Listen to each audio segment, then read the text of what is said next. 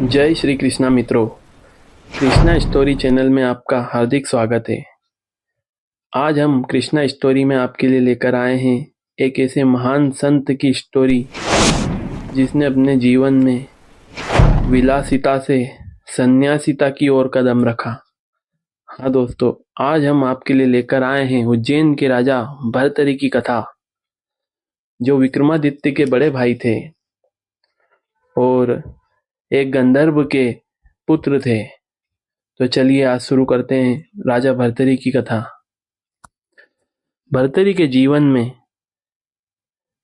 संबंध में अनेकों अनुश्रुतियां प्रचलित है। वैसे तो उनके संबंधित एक अश्रुति के अनुसार राजा भर्तरी मालवा नरेश गंधर्व सेन के पुत्र थे। भर्तरी बचपन से ही उच्छृंखल प्रवृत्ति के थे। गंधर्व सेन की मृत्यु के बाद मालवा का शासन भर्तरी को मिल गया था। भर्तरी शासन पाकर भोग विलास में आकंठ डूब गए थे। फिर तो भर्तरी का लगभग सारा समय रनिवास में ही व्यतीत होने लगा। उनके सेवक सुंदरियों की खोज में राज्य भर में फैले रहते थे। सुंदरियों को भर्तरी के रनिवास में लाने के लिए वे साम दाम दंड भेद प्रत्येक प्रकार की रणनीति का काम में लेते थे। रात दिन सुंदरियों के मध्य रहते हुए भर्तरी विलासी से महाविलासी हो गए। भर्तरी हर समय अपनी विलासिता में ही मग्न रहते थे। अनेकानेक सुंदरियों से संबंध रखना उनका मूल स्वभाव बन गया था। वे निम्न स्तरीय सुंदरियों से भी संबंध रखने में कोई संकोच कदापि नहीं रखते थे। उन्हें केवल उनके रूप यौवन से ही मतलब रहता था। उनके रनिवास में अनेक क्षुद्र सुंदरियां भी थी। रूपलेखा नामक एक वेश्या, जो रूप यौवन का साक्षात अवतार थी, रति की क्रीड़ा में अत्यंत पटु थी। उनके संपर्क में सिर्फ एक बार आ चुका पुरुष उसके पास बार बार आए बिना नहीं रह पाता था। रूपलेखा के पास आने वाले उसके यहाँ हर समय ही मौजूद रहते थे। राजा भर्तरी पर किसी भी प्रकार का कोई बंधन नहीं था। राजा होने के कारण जब भी वे चाहते तब उसके पास जाकर उसके रूप यौवन का अथाह सुख प्राप्त करते। प्रजा की उन्हें किसी प्रकार की कोई चिंता नहीं थी। वह हर समय केवल सुंदरियों के लिए ही चिंतामग्न रहते थे। एक दिन की बात है, राजा भर्तरी उस समय अपने रनिवास में सुंदरियों के बीच रसिक लीला में मग्न थे। बहुत सी सुंदर नव यौवनाएं अपने मादक और उत्तेजन आचरण से उन्हें आकर्षित कर रही थी। भर्तरी हर समय सूरा और सुंदरियों के बीच में ही पड़े रहते थे। रसिक लीला का उनका कोई समय निश्चित न था। राज्य काज देखने के लिए राज्याधिकारी भी प्राय उनके रनिवास में ही रहते थे। भर्तरी की रास लीला चल ही रही थी, तभी रनिवास के द्वार पर तैनात एक सेवक ने आकर राजा को सिर झुकाकर प्रणाम करते हुए कहा, महाराजाधिराज की जय हो। सुंदरियों के मध्य बैठे राजा भर्तरी ने चौंक कर एकदम से सेवक की ओर देखा। कहो, क्या बात है? एक साधु आपसे मिलने आया है। सेवक ने अत्यंत विनम्रता से भरे स्वर में कहा। ठीक है, उन्हें ससम्मान अतिथि गृह में बिठाओ, हम अभी आते हैं। राजा भर्तरी ने सेवक को आदेश दिया। जो आज्ञा महाराज, सेवक ने सिर झुकाकर हाथ जोड़ते हुए कहा और वहां से चला गया। राजा भर्तरी को सुंदरियों के बीच से उठकर आगंतुक से मिलने जाना बिल्कुल भी अच्छा नहीं लग रहा था। व्यवस्था यह थी कि आगंतुक साधु था, इसलिए मिलना भी आवश्यक था। अतिथि गृह में राजा भर्तरी ने आकर देखा कि उनके सामने एक वृद्ध परंतु अत्यंत तेजस्वी दुग्ध के समान श्वेत बड़ी हुई दाढ़ी वाला गेरुआ वस्त्र पहने हुए एक साधु विराजमान था। भर्तरी ने उनके श्री चरणों में नमन किया। भर्तरी ने अपना स्वर झुकाकर उस साधु को प्रणाम किया। साधु ने कहा, आयुष्मान भव। उस दिव्य साधु ने अपना हाथ उठाकर राजा को अपना आशीर्वाद दिया। भर्तरी ने कहा, आज्ञा कीजिए भगवान। साधु ने अपने अत्यंत गंभीर और रोबीले स्वर में कहा, बस राजन, हम यहाँ तेरे दर्शन के लिए आए हैं। तेरा राज्य चिरकाल तक बना रहे, तू सतजीवी हो। यह कहते हुए साधु ने अपनी झोली से एक विचित्र प्रकार का फल निकाला और राजा भर्तरी के हाथ पर रख दिया। साधु ने कहा, राजन, ये एक सिद्ध फल है। इसके विषय में केवल ज्ञानी ऋषि मुनि ही जानते हैं, अन्य कोई नहीं। इस फल को खा लेने से व्यक्ति निश्चित ही कई सौ साल का सुखी जीवन जीता है। मेरे पास यह फल लंबे समय से सुरक्षित है। इसे मैं इंद्र के नंदन वन से लाया था। अब मैं कैलाश पर्वत पर शिवत्य प्राप्त करने जा रहा हूँ। जाते समय यह फल मैं तुमको दे रहा हूँ। भर्तरी को वह दिव्य फल देखकर अत्यंत विस्मय हुआ। उसने कृतज्ञता के साथ साधु के तेजस्वी मुखमंडल की ओर देखा और प्रसन्न होकर साधु से फल ले लिया। राजा भर्तरी उस साधु के मुखमंडल को, तेज को और व्यवहार को देखकर आश्चर्यचकित रह गए। उन्हें पूर्ण रूप से विश्वास हो गया था कि वह अवश्य कोई बहुत पहुंचा हुआ सिद्ध महात्मा है। साधु द्वारा दिए गए फल को देखकर और लेकर भर्तरी प्रसन्नता पूर्वक रनिवास में वापस लौट आए। वहां उपस्थित दासी के शरीर पर हाथ फेरते हुए भर्तरी ने कहा, हे सुंदरी, यह फल अनंग सेना के शयन कक्ष में रख दो। उसे सूचित करो कि हम पधार रहे हैं। दासी ने सिर झुकाया और फल लेकर चली गई। सुंदरियों ने जब राजा भर्तरी के मुख से अनंग सेना का नाम सुना तो उनके चंद्रमा के समान सुंदर मुखों पर एकदम उदासी छा गई। अनंग सेना राजा भर्तरी की सबसे प्रिय रानी थी। उसके बाद पिंगला का स्थान आता था। राजा भर्तरी कुछ समय तक उन सुंदरियों का सुख लेते रहे, फिर वे अनंग सेना के महल की ओर चले गए। अनंग सेना परम सुंदरी थी। उनका मुख शरद पूर्णिमा के चंद्र के समान सुशोभित था। उसके नैन कमल पुष्पों को भी शर्मसार कर देते थे। वह साक्षात रति के समान प्रतीत होती थी। उसकी एक झलक को देखकर यह दृढ़ विश्वास हो जाता था कि विधाता ने बड़ी लगन और फुर्सत के साथ गढ़ा है और यही उसकी कला का सर्वोत्कृष्ट नमूना है। राजा भर्तरी उसको पटमाशी का संबोधन कर पुकारते थे। राजा भर्तरी को अपने कक्ष में आता हुआ देखकर उसके रस से भरे हुए सुर्ख गुलाब की पंखुड़ियों जैसे सुंदर होठों पर चुंबकीय मुस्कान बिखर गई। उसने राजा का बड़ी गर्मजोशी से स्वागत किया और कहा, आओ प्रीतम। राजा भर्तरी को वो अपने शयन कक्ष में ले गई। आपके आने की सूचना देने सेविका आई थी, जो एक फल भी देके गई है। आप, हाँ, तुम उसे खा लो प्रिय, राजा ने कहा। पहले मैं आपका सबसे प्रिय फल खाऊंगी। अनंग सेना ने कमल नयनों के कटाक्ष किए। कटाक्ष के वार से भर्तरी आहत हो गए और अनंग सेना के साथ वासना के सागर में डूब गए। राजा भर्तरी बहुत अधिक समय तक रसिक लीला में मग्न रहे। काम क्रीड़ा के मध्य में ही उन्होंने अनंग सेना को साधु द्वारा दिए गए उस आयुर्वर्धक फल के विषय में सारी बात बता दी। भर्तरी अनंग सेना पर पूर्णतया आसक्त थे। उस पत्नी पर वे अपने प्राण भी न्यौछावर कर सकते थे। अतः उन्होंने उसे वो फल देते हुए कहा, प्रिय, मेरी यही अभिलाषा है कि तुम शतायु हो। यह फल तुम्हारे लिए है। उसके बाद अनंग सेना को फल देकर राजा भर्तरी पिंगला के पास चले गए। शेष रात्रि पिंगला तुम्हारी। भर्तरी ने पिंगला को अपने अंक में समेटते हुए कहा। भर्तरी को देख पिंगला ने अपना अहोभाग्य माना। भर्तरी के जाने के बाद अनंग सेना ने उस दिव्य फल को देखा, परंतु उसे खाया नहीं, बिल्कुल भी नहीं। अचानक अनंग सेना की आंखों में एक अजीब सी चमक उभर आई। वह अमावस्या की काली रात थी। राजा की वह रात अनंग सेना को समर्पित थी। वह पिंगला के शयनागार में चले गए थे। अनंग सेना अपने शयन कक्ष में अकेली बिल्कुल न थी। एक बलिष्ठ और वासना का पुत्र पुरुष चंद्रचूड़ गुप्त मार्ग से उसके निकट आ गया था। चंद्रचूड़ भर्तरी के सेवक के रूप में रथ चलाया करता था। उससे ही अनंग सेना की आंखें दो चार हो गई थीं। अनंग सेना उसकी बलिष्ठ देह पर मिट मिटी थी। जिस प्रकार राजा पराई स्त्री का सुख लेता था, उसी प्रकार अनंग सेना भी पराये पुरुष का सुख ले रही थी। चंद्रचूड़ से उसे परम सुख मिलता था। चंद्रचूड़ राजा भर्तरी की अनुपस्थिति में अनंग सेना से मिलने आया करता था। आज भी चंद्रचूड़ अनंग सेना के पास था। प्रिय, अनंग सेना ने चंद्रचूड़ के विशाल वक्ष स्थल के बालों से खेलते हुए कहा, तुमने एक दिन पूछा था ना कि मैं तुमसे कितना प्यार करती हूँ। चंद्रचूड़ ने मुस्कुराते हुए कहा, पूछा तो था। आज तुम्हारे उसी प्रश्न का उत्तर जरूर मिलेगा। इतना कहते हुए अनंग सेना ने वह दिव्य फल उसके हाथ में रख दिया। यह क्या है? तुम बताओ, यह क्या विशेष चीज हो सकती है? यह कुछ विचित्र सी वस्तु दिखाई देती है, किसी फल की भांति लगती है। चंद्रचूड़ ने कुछ सोचते हुए कहा, तुमने बिल्कुल सही कहा, यह एक दिव्य फल है। इस दिव्य फल को खाने वाला निश्चित रूप से शतायु हो जाता है। यह एक आयुर्वर्धक फल है। यह फल एक पहुंचे हुए महात्मा ने राजा को प्रसन्न होकर दिया था। राजा ने यह स्नेहवश फल मुझको दिया। प्रीतम, तुम इसे खा लो। अब तो तुम जान गए होगे कि मैं तुम्हें कितना प्यार करती हूँ।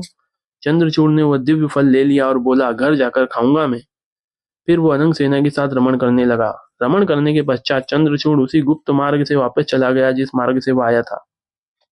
घर पहुंचकर चंद्रचूड़ आराम करने लगा। तभी रूपलेखा का संदेश आ गया। घड़ी का रूपलेखा भी चंद्रचूड़ पर बहुत अधिक मोहित थी। उसकी प्रचंडता का सुख अद्वितीय था। रूपलेखा का संदेशा मिलने पर चंद्रचूड़ उस दिव्य फल को लेकर उसके पास आ गया। रूपलेखा चंद्रचूड़ के आने का ही राह देख रही थी। आते ही चंद्रचूड़ ने कहा, प्रियतमा, आज मैं तुम्हारे लिए एक अनमोल उपहार लेकर आया हूँ। यह लो तुम्हारा उपहार। यह क्या है? यह एक दिव्य फल है। इसे खाने वाला निश्चित रूप से शतायु हो जाता है। इस आयुर्वर्धक फल को खाकर तुम्हारा रूप यौवन सदा बना रहेगा। तुम्हारा यह रूप यौवन अत्यधिक मूल्यवान है। लो प्रिय, यह फल खा लो तुम। इतना कहकर चंद्रचूड़ ने वह दिव्य फल रूपलेखा को दे दिया। रूपलेखा ने वह दिव्य फल उठाकर एक तरफ रख दिया। राजा भर्तरी ने रूपलेखा के लिए सुबह सुबह एक संदेश भेजा था कि राजा भर्तरी दोपहर में रूपलेखा के पास आने वाले हैं। रूपलेखा इस सूचना को पाकर अत्यंत प्रसन्न हो गई। राजा भर्तरी का उस पर आसक्त होना उसके लिए गौरव की बात थी। इससे उसके मूल्य में वृद्धि हो गई। परंतु गणिका का जीवन जीते हुए उसके मन में स्वयं के लिए नफरत पैदा हो गई थी। पुरुष उसकी देह को कुत्ते की तरह भांति चूमते, चाटते और नोचते रहते थे। वो आयुर्वर्धक फल खाकर उसे 100 वर्ष का नरकी जीवन गुजारना बिल्कुल भी स्वीकार न था। इससे अच्छा तो यह है कि राजा ही शतायु हो। यह सोचकर रूपलेखा ने वह फल राजा भर्तरी को देने का निश्चय कर लिया। दोपहर में राजा भर्तरी रूपलेखा के पास आए। उसने अपने कमल नयन बिछाकर राजा भर्तरी का स्वागत किया। फिर वो राजा को अपने शयनगार में ले गई। रूपलेखा आलिंगनबद्ध होते हुए बोली, प्राणेश्वर, आज मैं आपको एक अद्भुत उपहार दे दूंगी। उपहार? राजा ने आश्चर्यचकित होकर कहा। हाँ, एक अमूल्य उपहार। तुम्हारे रूप यौवन रस से भी भला कोई अमूल्य उपहार हो सकता है? राजा ने कहा। हाँ राजन, आज मैं आपको ऐसा दिव्य फल दूंगी जिसे खाने पर आप शतायु हो जाओगे। रूपलेखा ने मुस्कुराते हुए कहा। रूपलेखा की बात सुनकर राजा भर्तरी एकदम शक पका गए। उनके मुंह से अनायास ही निकल पड़ा, आयुर्वर्धक फल? हाँ। राजा भर्तरी तुरंत रूपरेखा से अलग हो गए। वो घोर आश्चर्य में डूब गए थे। उन्हें महात्मा द्वारा दिए गए उस आयुर्वर्धक फल का स्मरण हो आया जो अनंग सेना को दे दिए था। इसी बीच रूपलेखा ने वही फल भर्तरी के हाथ में रख दिया। यह रहा वो फल। यह यह आयुर्वर्धक फल तुम्हें कौन दे गया? यह फल तुम्हारे पास कैसे आया? बताओ, कौन दे गया ये फल? भर्तरी ने कभी फल को देखते तो कभी रूपलेखा को। रूपलेखा भय के मारे बुरी तरह से कांप रही थी। कौन दे गया तुम्हें ये फल? बोलो। रूपलेखा ने कांपते हुए स्वर में कहा। राजन, मैं ठहरी एक गणिका। मेरे पास कई पुरुष आते हैं। भर्तरी क्रोध तथा आश्चर्य से कांप रहे थे। रूप सौंदर्य की अनुपम कलाकृति रूपरेखा ने राजा भर्तरी को इस भयानक रूप में कभी नहीं देखा था। रूपलेखा उन्हें देखकर भयाकांत हो गई। बोलो, कौन दे गया? भयभीत रूपरेखा ने च चंद्र च चंद्रचूड़ चंद्रचूड़ मेरा साथी चंद्रचूड़। हाँ राजन, आप इतने व्याकुल क्यों हो?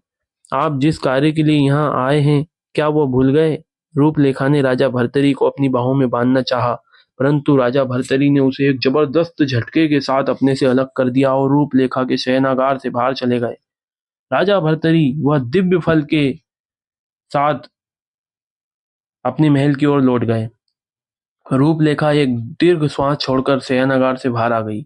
वह राजा भर्तरी में आए अचानक भारी परिवर्तन को देखकर घबरा गई। राजा भर्तरी शीघ्र ही अपने महल पहुंचे। उन्होंने चंद्रचूड़ को तुरंत हाजिर होने का आदेश दिया। चंद्रचूड़ के आने पर उन्होंने कहा, चंद्रचूड़। चंद्रचूड़ जी घबराया हुआ था। तुम रूपलेखा के पास गए थे? राजा भर्तरी ने प्रश्न किया। उन्होंने जिस तरह से प्रश्न किया था उसके समक्ष असत्य भाषण कर पाना प्राणों का संकट में डालने जैसा था। जी। चंद्रचूड़ ने रूपलेखा के पास जाने की बात सहज स्वीकार कर ली। तुमने उसे उपहार में कुछ दिया था? भर्तरी ने आगे पूछा। चंद्रचूड़ अवाक रह गया। उसने तुरंत स्वीकार कर लिया, जी। तुम्हें यह फल कहाँ से मिला? राजा के हाथ में फल देखकर चंद्रचूड़ के पैरों तले जमीन खिसक गई। वह पाषाणवत हो गया था। जी, तुम्हें यह फल कहाँ से मिला? चंद्रचूड़ के प्राणों का संकट में पड़ गए थे। वह कैसे कहता कि यह फल उसे रानी अनंग सेना ने दिया था। राजा भर्तरी की भाव भंगिमा एकदम से परिवर्तित थी। सत्य बोलोगे तो प्राण रक्षा होगी, राजा भर्तरी ने कठोर स्वर में कहा। असत्य बोलोगे तो प्राण ले लिए जाएंगे। देखो, मुझे सच्चाई का पता है। मैं देखना चाहता हूँ कि तू कौन सच्चा है और कौन झूठा है। राजा भर्तृहरि के कठोर शब्दों को सुनकर चंद्रचूड़ निरुत्तर हो गया था। उत्तर दो, तुम्हें यह फल कहाँ से मिला? किसने दिया? यह फल तुम्हें रानी अनंगसेना ने? चंद्रचूड़ ने भय से कांपते हुए स्वर में कहा, उससे तुम्हारे संबंध है? चंद्रचूड़ ने अपना सिर झुका लिया। राजा भर्तृहरि ने अत्यंत क्रोध स्वर में कहा, इसी क्षण मेरे राज्य से चले जाओ, इसी में तुम्हारी भलाई है। चंद्रचूड़ तुरंत वहां से चला गया। इसके बाद राजा भर्तृहरि अनंग सेना के पास गए।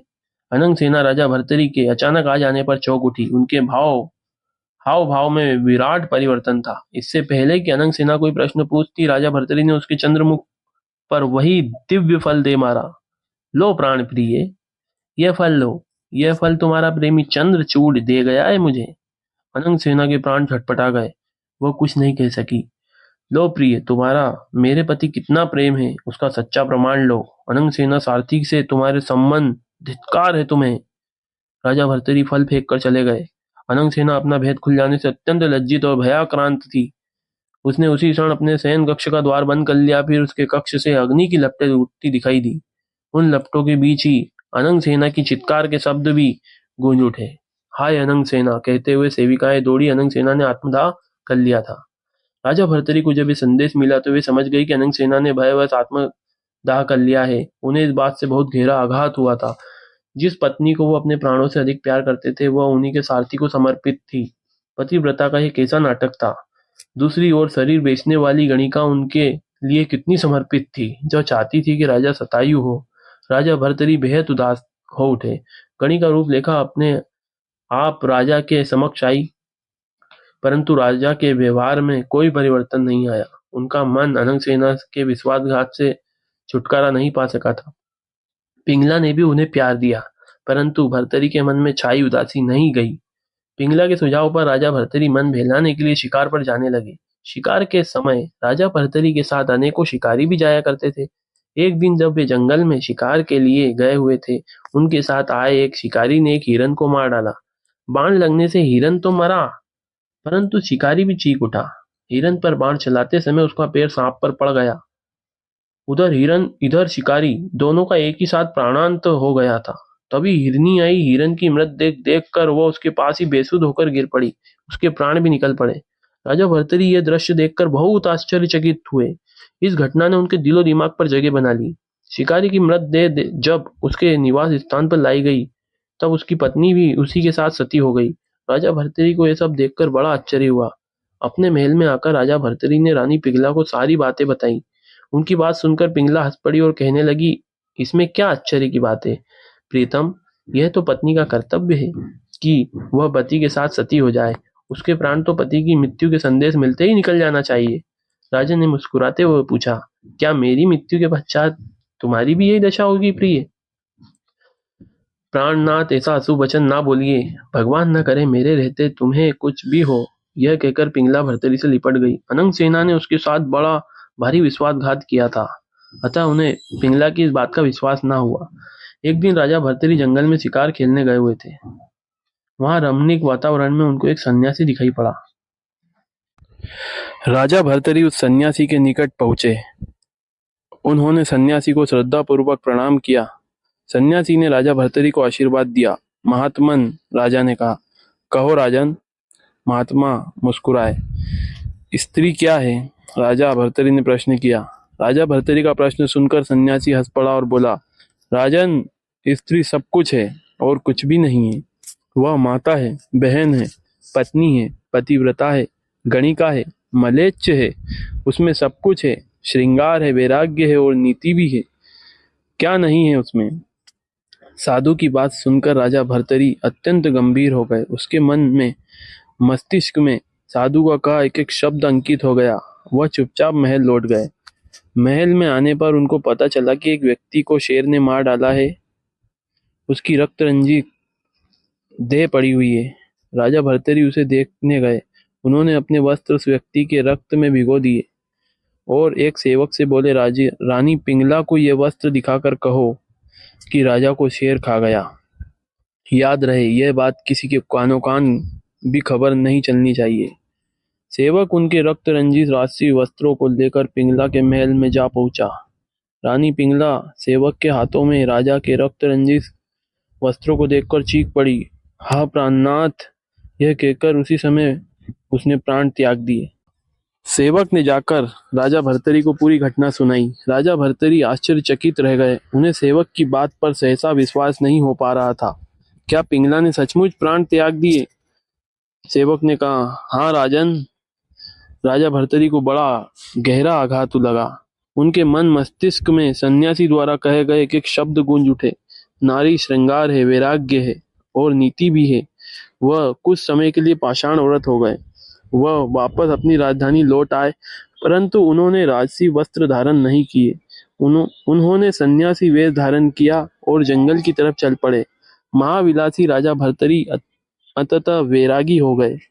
उन्होंने जंगल जंगल, पर्वत पर्वत पद यात्रा की। उनके मन मस्तिष्क को कहीं भी शांति नहीं मिल पा रही थी। पल प्रतिपल वे भटकते ही रहे। अलख निरंजन, अलख निरंजन। वैरागी भर्तरी को एक गंभीर स्वर सुनाई पड़ा। वे चौंक गए। देखा तो एक दिव्य पुरुष उनके सम्मुख खड़ा था। अलख निरंजन। उन्होंने उस दिव्य पुरुष को आदर से सिर झुकाकर प्रणाम किया। वह दिव्य पुरुष बाबा गुरु गोरखनाथ जी थे। उन्होंने राजा भर्तरी को अपना आशीर्वाद प्रदान किया। तू भर्तरी है? बाबा गोरखनाथ ने कहा। हाँ महात्मन, भर्तरी ने कहा। राजा भर्तरी ने विनम्र स्वर में कहा। बाबा गोरखनाथ ने कहा, उठ, चल मेरे साथ। गुरु गोरखनाथ भर्तरी को अपने साथ ले गए। उन्होंने भर्तरी को अपना शिष्य बनाया और योग साधना की दीक्षा दी। गुरु गोरखनाथ जैसे योग्य गुरु पाकर भर्तरी के ज्ञान नेत्र पूर्णतः खुल गए। भर्तरी ने संस्कृत के प्रसिद्ध ग्रंथ वाक्यपदी की रचना की। साथ ही उन्होंने शतक्रयम खंड काव्य भी लिखा। उनके 3 शतक श्रृंगार, वैराग्य और नीति हैं। शतक्रयम ये तीनों ही खंड संस्कृत साहित्य की अनुपम कृतियां हैं। ऐसा नहीं है कि शतक्रयम केवल वैराग्य का ही संदेश देता हो। नीति के श्लोकों में भर्तरी के कोमल कठोर अनुभवों का निचोड़ अत्यंत ललित शब्दों में सरल और चुटीले ढंग से मिलता है। श्रृंगार शतक में अत्यंत प्रभावशाली मनमोहक श्रृंगार है तथा वैराग्य शतक में भर्तरी एक दार्शनिक और दृष्टा के रूप में सामने आते हैं। भर्तरी के जीवन से संबंधित अन्य अनुश्रुतियां भी है। लोक कथाओं में आज भी राजा भर्तरी का योगी रूप और उनकी रानी की कहानियां प्रचलित है। इन कहानियों में भर्तरी के राजा से वैरागी हो जाने के प्रमाण मिलते हैं। भर्तरी के श्रृंगार, नीति और वैराग्य के तीनों शतक संस्कृत साहित्य की बेश कीमती धरोहर है। इन शतकों में अपने अपने विषयों का जैसा मार्मिक और हृदय स्पर्शी चित्रण हुआ है, उसका अन्य कहीं उदाहरण मिलना दुर्लभ है। हमें पूर्ण विश्वास है कि पाठकों आपको यह सुनकर बहुत अच्छा लगा। आज भर्तरी की हमने जो आपको कथा सुनाई, उसे सुनकर आपको भी बहुत ज्ञान प्राप्त हुआ होगा। उज्जैन में राजा भर्तरी की एक गुफा है जिसे भर्तरी गुफा कहते हैं। वहां पर राजा भर्तरी ने तपस्या की थी। उनकी तपस्या से प्रभावित होकर और भय महसूस कर राजा इंद्र ने उन पर एक शिला फेंकी थी। जो शिला आपको भर्तरी गुफा में देखने को मिलेगी, वह शिला जब राजा भर्तरी तक आई तो भर्तरी ने ऊपर हाथ करके उस शिला को रोक दिया था। उस शिला पर आज भी राजा भर्तरी के हाथों के निशान मौजूद हैं। आप जब भी उज्जैन अवंतिका में आए तो भर्तरी की गुफा देखने जरूर जाएं। यह भर्तरी की गुफा पीर मच्छंदर नाथ जी के पास में और गढ़कालिका माता मंदिर के पास में है और वहीं पास में काल भैरव का भी मंदिर है। तो आप जब भी उज्जैन आए तो जरूर भर्तरी की गुफा देखने जाएं। ऐसे महान राजा वही भर्तरी हैं जिनका स्थान नवनाथों में आता है। कहा जाता है कि गोरखनाथ जी को अपने 8 नाथ पूरे करने के बाद एक 9वें नाथ की तलाश थी और वह तलाश राजा भर्तरी पर उनकी खत्म हुई थी। तो एक अच्छे गुरु की जरूरत शिष्य को ही नहीं बल्कि एक अच्छे शिष्य की जरूरत एक गुरु को भी रहती है। इसलिए गुरु गोरखनाथ जी ने भर्तरी को ढूंढ निकाला और उन्हें अपना शिष्य बनाया। और ऐसे गुरु को पाकर राजा भर्तरी भी भाग्यशाली हुए और ऐसे शिष्य को पाकर बाबा गुरु गोरखनाथ जी भी बहुत प्रसन्न हुए। तो अगर आपको आज की ये कथा अगर अच्छी लगी हो तो आप सभी से निवेदन है कि आप हमारे चैनल को लाइक, कमेंट और सब्सक्राइब जरूर करें, जिससे हमें भी प्रोत्साहित मिले और हम आपके लिए आगे और भी महापुरुषों की और भगवानों की और देवताओं की अच्छी अच्छी कहानियाँ लेकर जरूर आएँ। तो हमारे चैनल को जरूर सब्सक्राइब करिएगा दोस्तों। जो भी हमारे चैनल पर आया और ये कथा को सुनी है वो जरूर बिना सब्सक्राइब करे ना जाए, यही हमारे आपसे निवेदन है। आप सभी को जय श्री कृष्ण। आपका दिन मंगलमय हो।